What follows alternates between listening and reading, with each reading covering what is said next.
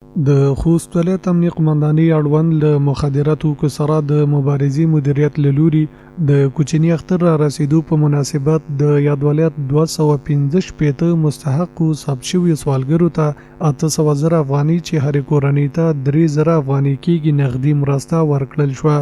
مرسته اخیستونکو کسانو له اړونده چارواکو څخه مننه وکړه چې تل یې ورسره په سختو شرایطو کې دې ته ورته مرسته ترسره کړې ده. د دوی په وینا په یادې مرستې سره به یو څه اړتیا پوره شي، خو په کار ده چې د کاري زمینې برابرېدو کې ورته کار وشي. مونږ ډېر خوښ یو د حکومت نه، د اسلامي حکومت نه چې ډېر د غریبانو سره ډېر همکاري کوي، ډېر پرمختګ سره کوي. مونږ ډېر تنه خوښ یو. خو روڼ غریبان په خونو کې د ورې ورته کوي چې خدای دا حکومت دا مجاهدین کامیاب کړي. د اختر د پوره مونږ دومره خفا وو چې وړکې جلکۍ د خویان د لوڼو مور وستې مونږ را روپۍ دراک نه لګېدو. الله پاک نه ډېر رضا یو دا خویان د لوڼو مو چې اوس روشي مونږ به ډېر خوشحال وو. مونږ به ډېر ساخ ویال اوسېږو ځکه چې وریجې مۍ غوړي خویان د لوڼو پر وستی شو نو ډېر به ورته خوشحال وو. هېڅ شی نشته. موږ باید مزدورۍ وکړو. دا خو کمه مرستې دي، خلخونې د غلې نشته. والله یوه بل نه کار درته کړو. غوښتنه لرو چې موږ ته کور زمینه برابره شي، هر څه مزدوري ته برابره شي. هر مثال خو مرسته نه وي، خو باید موږ کور وکړو، زندگی وکړو، خپله مزدوري وکړو.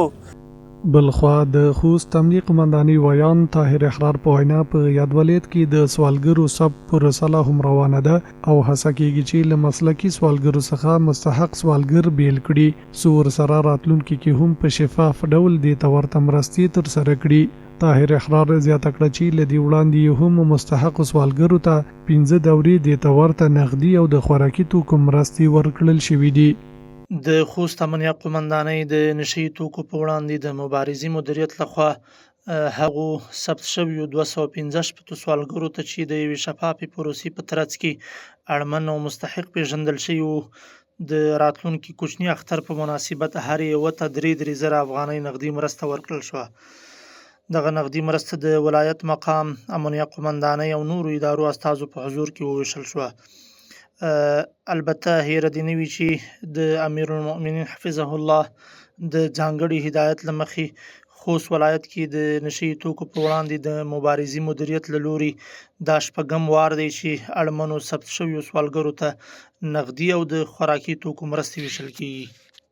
باید یاد شي چې د امیر المؤمنین حفظه الله د ځانګړي فرمان له مخې په ټول هیواد کې د مستحقو سوالګرو لاسنیوي په موخه دې ته ورته مرستې ورکول کېږي.